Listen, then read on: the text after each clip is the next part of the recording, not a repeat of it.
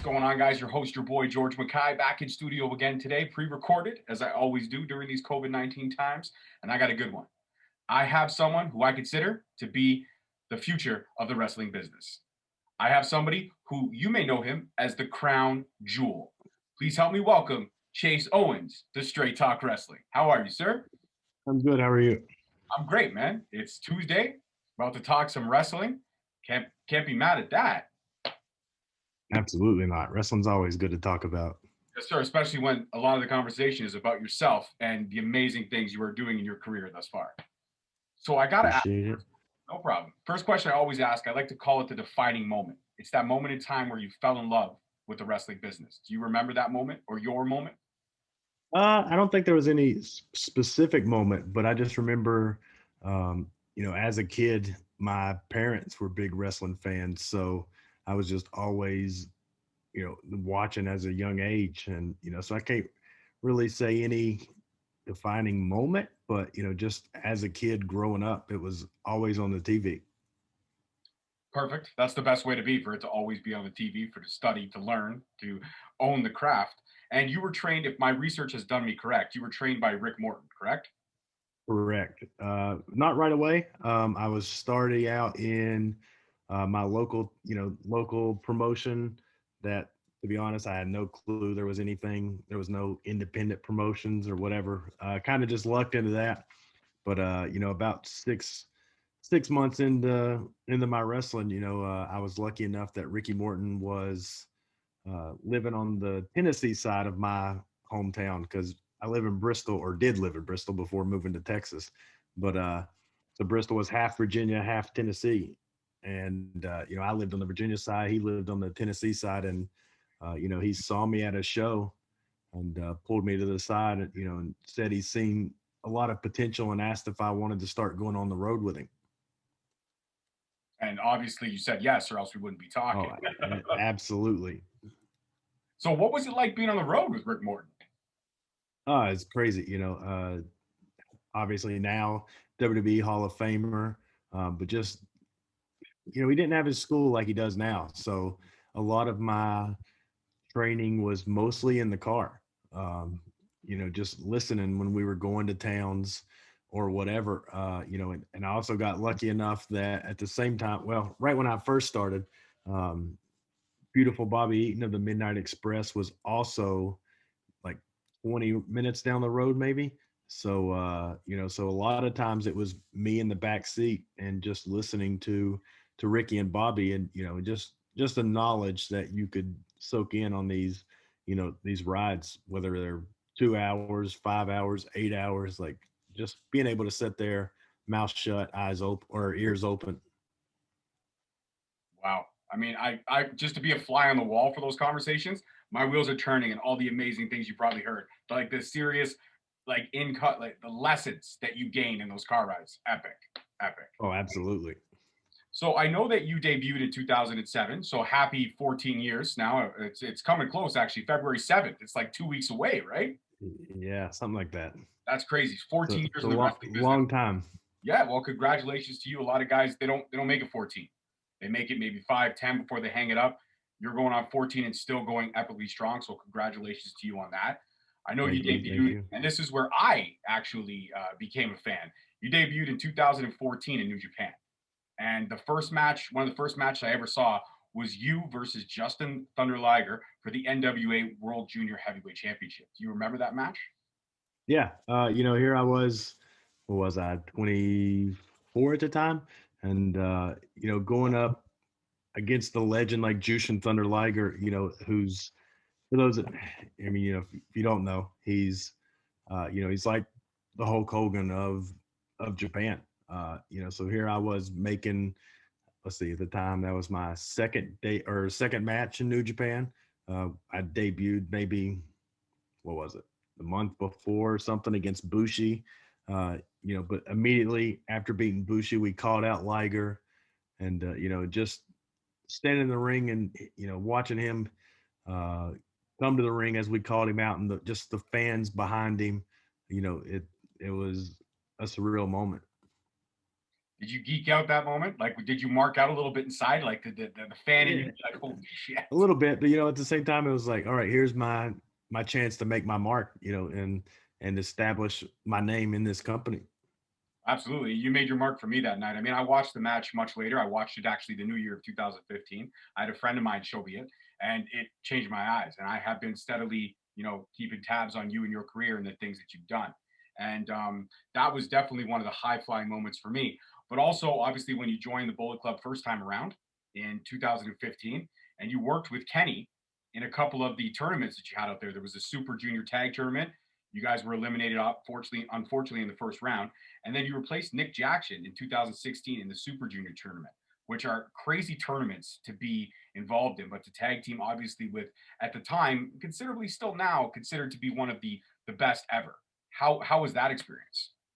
Oh, absolutely.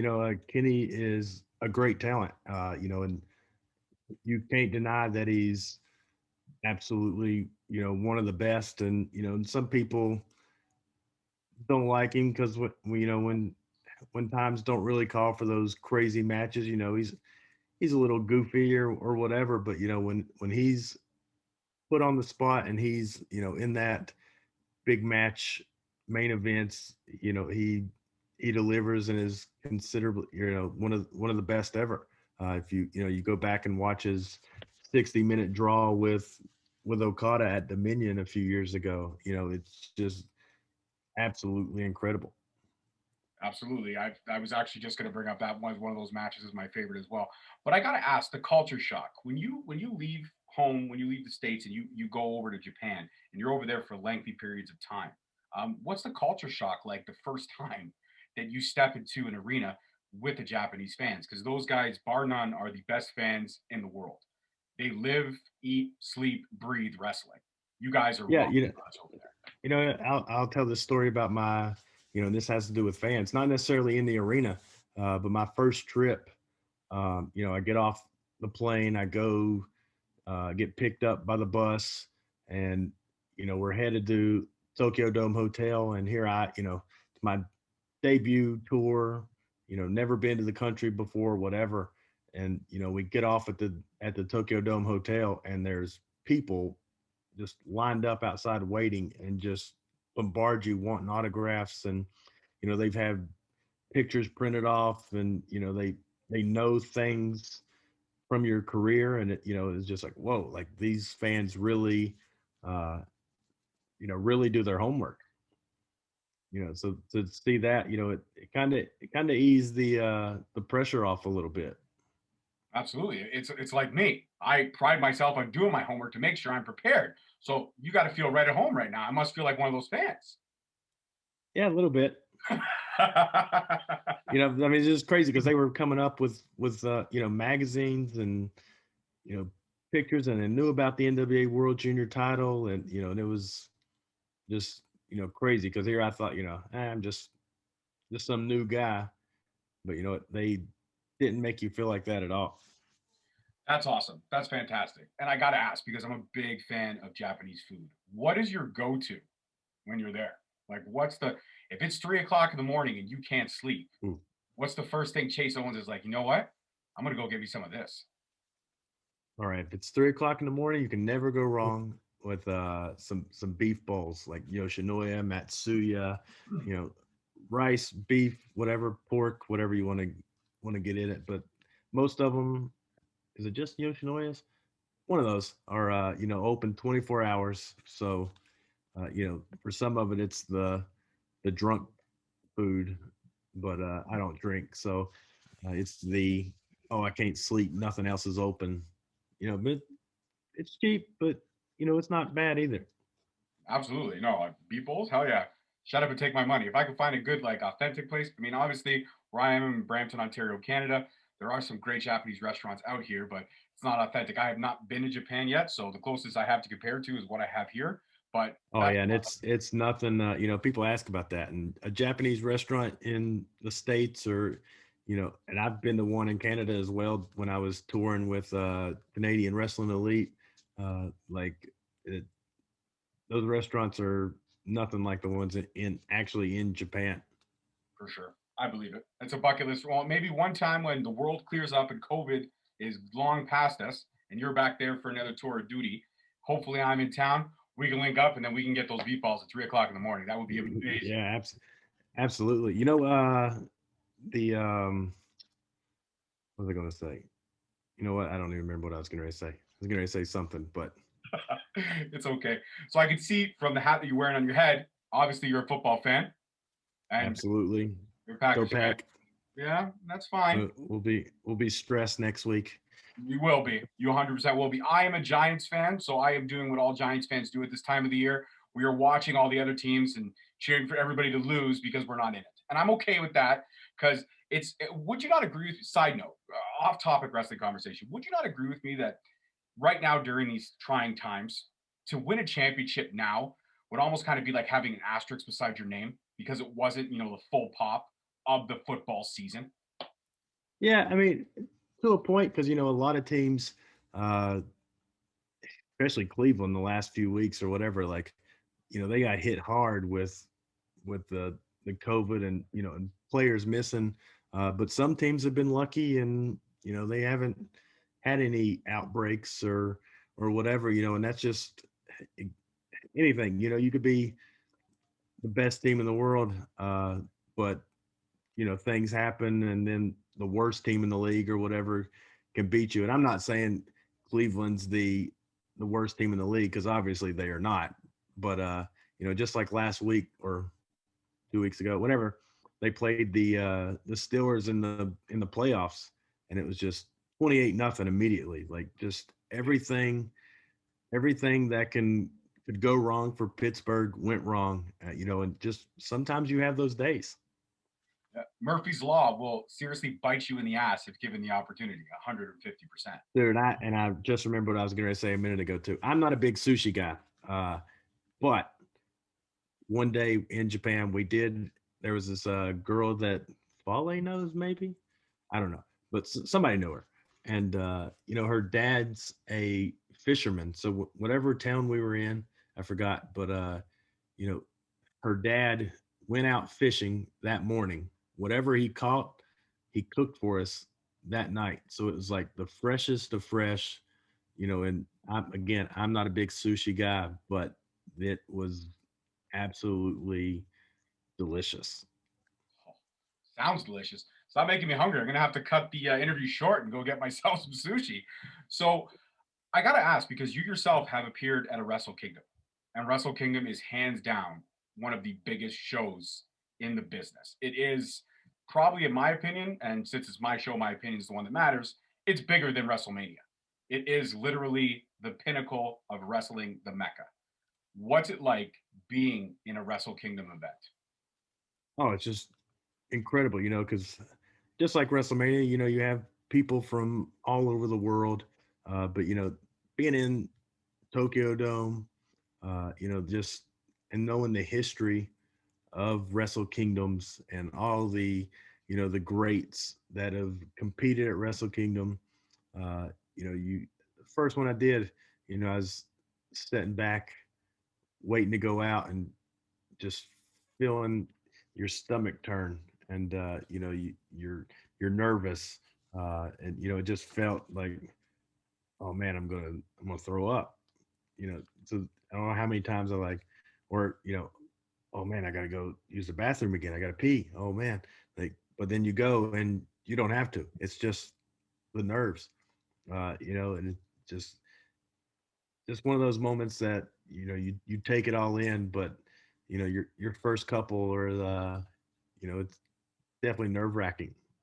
Oh, I would not be able to, like, going there would be surreal as a fan, but for me, my job is easy. I get to sit down and just enjoy the show. For you guys, it's literally has to. Scream and cheer, and Yep. this year's was a little different because Right. the government shut down ticket sales at like 10,000 when there's usually 45, 50,000 in there, and they're not allowed to make audible noises, so they can only clap. So it felt a little strange this year, but people were still there. They still, you know, clapped like there was it sounded like 30,000 in there, but still, you can't take away matches were shorter or not shorter matches. The card was shorter, but just the quality of wrestling New Japan puts out is, and maybe a little biased, but it's the absolute best wrestling in the world. I won't disagree with you. And if I did disagree with you, you would set me straight immediately because you have been there, you've been through the thicket. So I have to ask this because there's kind of this rumor or stigma that goes with being a member of the Bullet Club. It's almost like you're being groomed for bigger pushes within the New Japan roster. Is that the case if you are a member of the Bullet Club? Is that kind of like having, okay, I'm going to keep an eye on you, kid? I don't know. It's definitely when I was told I was joining, Gallows hit me up, and it was just like a, what? Are you serious? Because they were the biggest wrestling faction. They were being talked about all over the world, and it's one of those things like, oh, I'll never be in that. Just the same thing, never thought I'd wrestle in Japan. Uh, I started. I knew I knew about New Japan kind of because of like Liger being in WCW, Nagata being in WCW.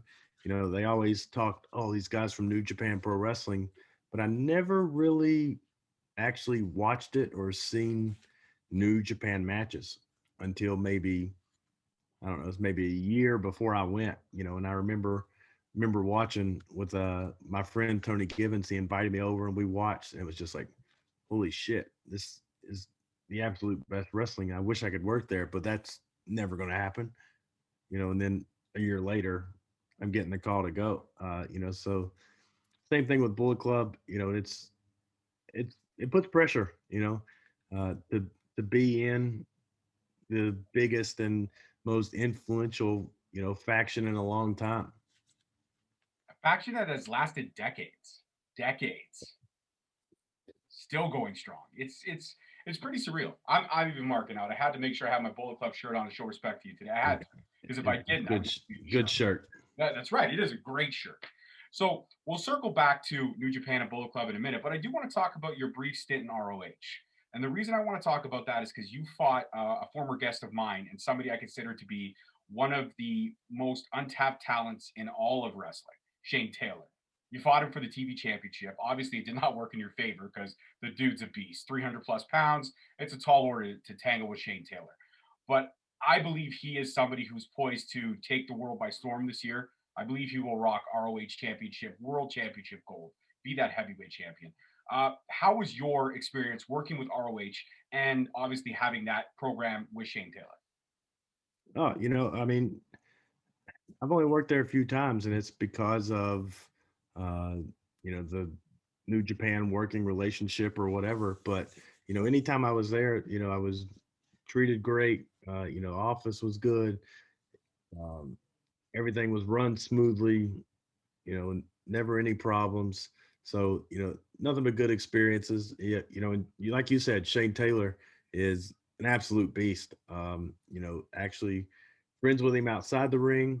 So going into that, you gotta put that to the side because the world TV title was up for grabs. And how is it when you're wrestling a friend of yours, somebody outside of the ring? I mean, there's always that stigma. I've asked this question 1,000 times, but when you're staring across your buddy, somebody you know very well across the ring, do you hit? Chase, be honest with me. Do you hit a little harder because it's your friend? Like I'm gonna give you a little something extra. Yeah, sometimes I think you can always go to war, and those are the guys that because it's business. The guys that you can, all right, hey, like I said, oh, world TV titles on the line, so whatever happens in the match happens in the match, and afterwards we're cool. But when business, and money's involved, you're gonna do what you need to do. Absolutely, I could not agree with you more. So in 2019, you re-signed with New Japan. I'm sure you had other offers on the table. There were other guys probably looking at you. Won't get into that, but I will ask, what was the reasons in deciding to re-sign with New Japan, and also I believe rejoining the Bullet Club at that time as well? Yeah, it's just the way New Japan takes care of you. Making making good money. And like I said earlier, they're the best wrestling in the world. So how are you going to become the best wrestler if you're not competing night in, night out with the absolute best? It's true. It's like I said before I booked you. I was like, how am I going to become the best podcaster in the world? I got to have some of the best wrestlers on my show. And now I can say I've checked that off because I had Chase Owens on my show. Chase Owens and me are friends. This is crazy. Iron sharpens iron. I mean, how do you not get better? Whether how many times you lose, it doesn't matter. But how do you not get better when you're in the rings with you know Kazuchika Okada or Hiroshi Tanahashi or guys that might be a little older, but whatever. But like Yuji Nagata, Satoshi Kojima. When you're in the ring with the absolute best, there's no option but to get better. Absolutely, absolutely. I completely agree with you. I do have to ask this though, and if I'm stepping over the line, please let me know, and we'll scratch the question from the interview. But you mentioned the working relationship with ROH and New Japan. Now, with their relationship and the way they've done business for quite some time, it's kind of a surprise that a lot of people are touching on the working relationships between AEW and Impact Wrestling, and then saying how all these promotions can work together and make a lot of money. But the one thing is that this situation that's going on right now with Kenny Omega and Luke Gallows and Doc Anderson and Impact and AEW, repping the Bullet Club, saying that they're back, and then you've got Tama Tonga saying, and this is a quote directly from his podcast. What got me triggered was when I saw Kenny Omega go Bullet Club. I was like, oh, you son of a bitch. The one guy who tried to dismantle us from the inside, split us into two, the guy who tried to ruin the Bullet Club is now using the Bullet Club as an angle, a reunion. How can there be a reunion if the Bullet Club is still here? They should have called it something else. All you had gone and tried different things in another company. No matter what, you're not Bullet Club. That's a slap in the face to all of us here. If you're the OGs, Carl Anderson, Doc Gallows, and you're promoting this Bullet Club, damn. And then he proceeded to go ahead and call everybody else sellouts. Now, I know you're not involved in the situation, but I just got to Yeah. ask, what are your thoughts? If I'd, yeah, I'd rather not get into that. No problem. I'll leave that in the interview, obviously, just to say that, no comment. Well, 100%. We'll leave it off the table. If you want to say anything off camera, it'll stay off the record. But again, that's up to you. So, Yeah, it's what that thing. Like, I don't fully agree with them being, trying to be Bullet Club, but I also don't think they've actually like said they were Bullet Club. You know what I mean? Like, I don't know. Like, it's that who knows if yeah, who knows? This might be something for AEW, Impact, New Japan to work together. I don't know. I don't hear nothing. But who knows? oh, but if they do, I got And, words in and, my and head. that and that puts Face it. the only reason I don't like commenting on it because like I'm friends with Tama, I'm friends with Fale, I'm friends with Gallows and Anderson and Kenny, like so, and I don't have a bone in the fight, so mm, 100%. And I wasn't trying to be disrespectful. Please don't take it as that. I just figured to get an opinion from somebody involved with New Japan. If I offended in any way, I apologize. no, you're good. Okay. You're good. All right. So going back to some good stuff is though a match most recently that you had was actually the tail end of last year in November at Strong, and you faced a former guest of mine, somebody who I consider to be a very good friend, Danny Limelight. You guys had probably the match of the night that night. It ended with you securing the victory with a package pile driver for the 3 count on Danny, but not before you guys tore the house down. I have never seen so much speed in a match to save my life.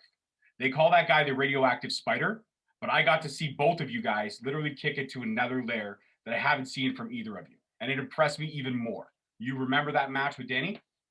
Yeah, he's real talented.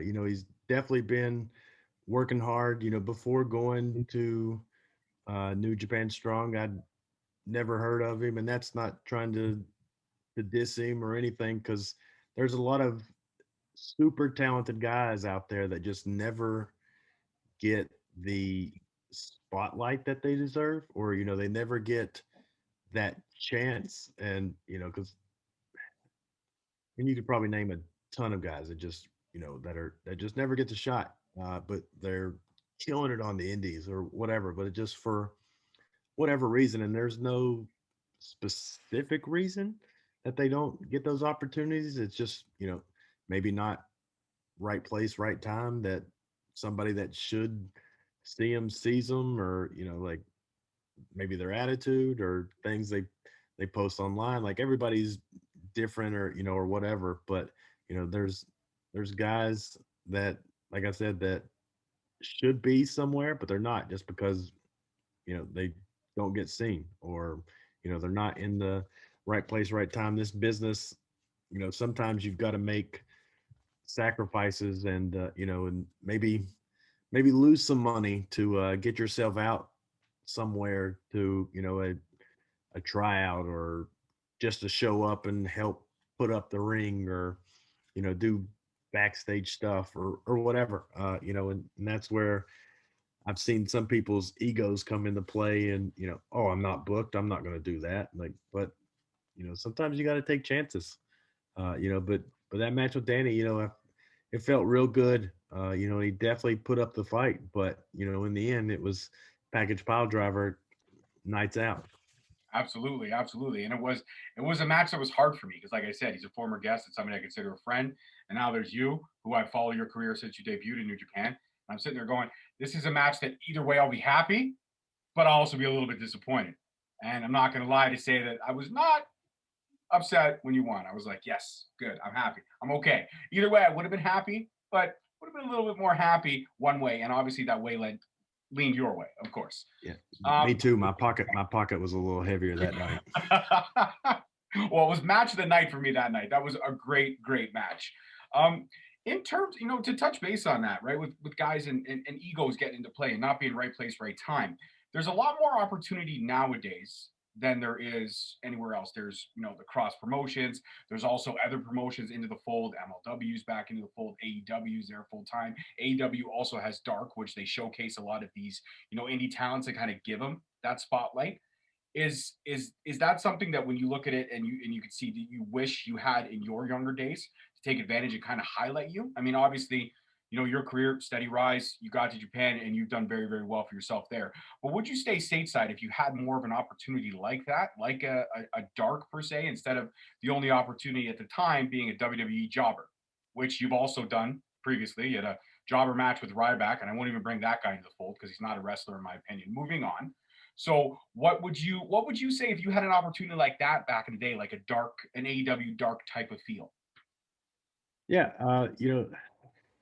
I see a lot of indie guys, back a few years ago when TNA wasn't doing so hot or whatever, and and people, oh, they just need to close. Like from a fan's point, all right, whatever. But if you're a wrestler and you're trying to make it somewhere, you don't want companies to close.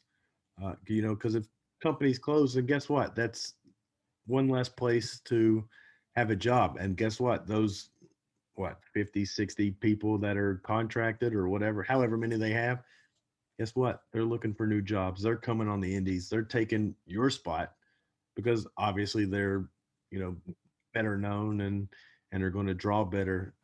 So in my opinion, all the companies that are successful, the more companies that are successful, the better it is for the boys.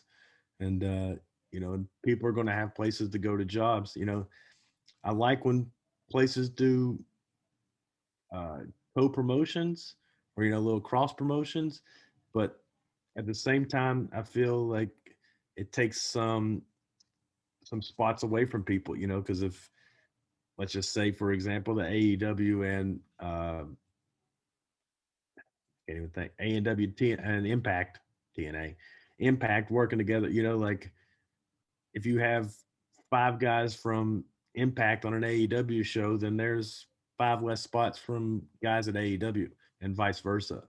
So although I think cross promotion can be good, but I feel that it hurts a little bit too, and that's just my opinion. And I'm not saying places shouldn't do it, because it's always good uh, to work with other people because again, this goes back to it's like like a double edged sword because there's guys like I just said that that their spots might be getting taken by other guys from another company, but at the same time, if you're let's go back to that example, maybe you watched Impact but you didn't watch AEW, but now you're seeing AEW guys on Impact, which now is getting eyes on those wrestlers. Plus, oh, let me tune into AEW on Wednesday night or whatever, and that goes both ways. You might watch AEW and not watch Impact. That could be Japan where it's not really on the states. If New Japan were to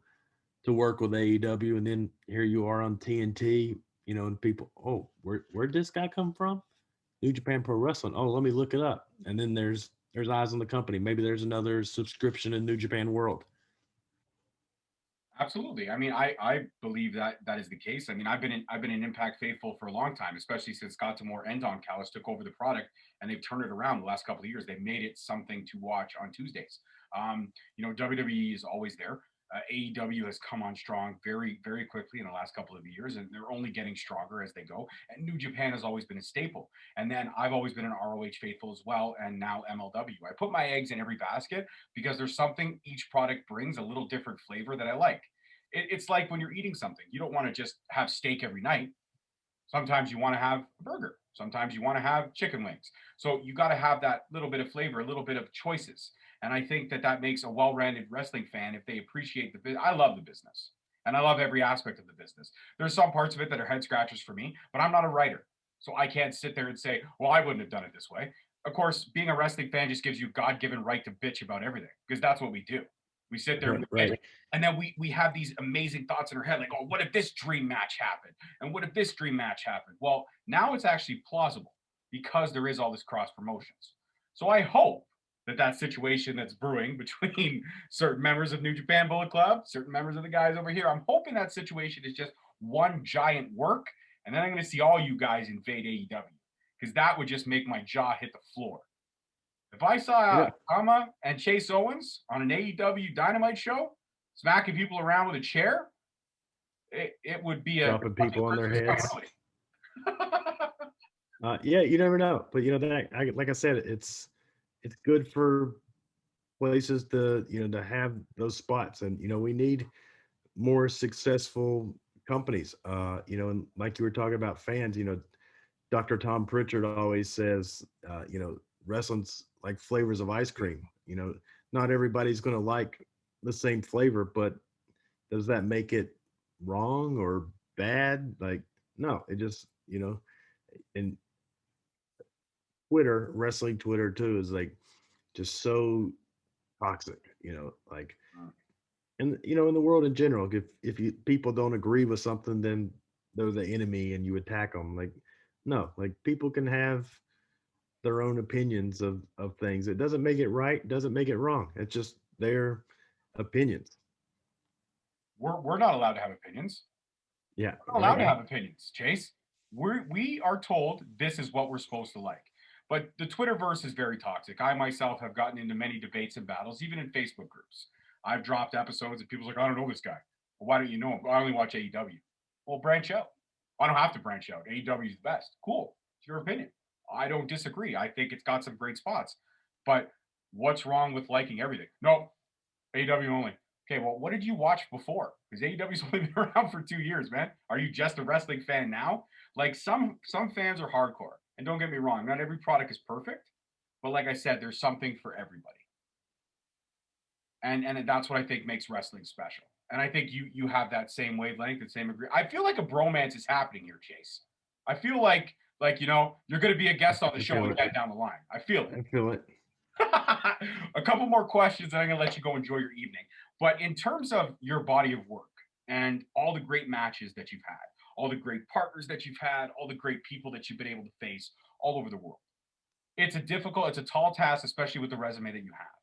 But if you could pick an opponent, somebody that just brings out the best Chase Owens there could possibly be, who would you say that dream opponent might be? Like that person that you've worked with that you could say, that's the guy when I step in the ring, That's the guy that brings the best out in me, and I know it. We tagged together a little bit uh, in elite. We've been in some 8 mans and 10 mans, and had a few interactions. I was supposed to wrestle him last February, but he got sick right before the America tour, and that's Kota Ibushi. That's the match. That I really want to have, that I think would shut the haters up, and all these people that are all, oh, Chase is no good, oh, he sucks, but um but that's the one that I feel will, if that match was to happen, it open up a lot of people's eyes. I believe it would. And for anybody out there who thinks that Chase Owens sucks, go back and watch that Danny Limelight match. That'll change your mind. Go back and watch any of the early stuff that I mentioned in this interview. That'll change your mind. Just I because loved somebody's win-loss record is not the greatest, it does not account for the skill. If you look at that, Triple H absolutely sucks because at WrestleMania, he's only won 3 times. Yeah, and you know what I care about? My bank account. Absolutely, 150%. If You, I had you know what I like doing? that, I like getting on Twitter and looking, and everybody talking trash, like, like, like, because it doesn't bother me.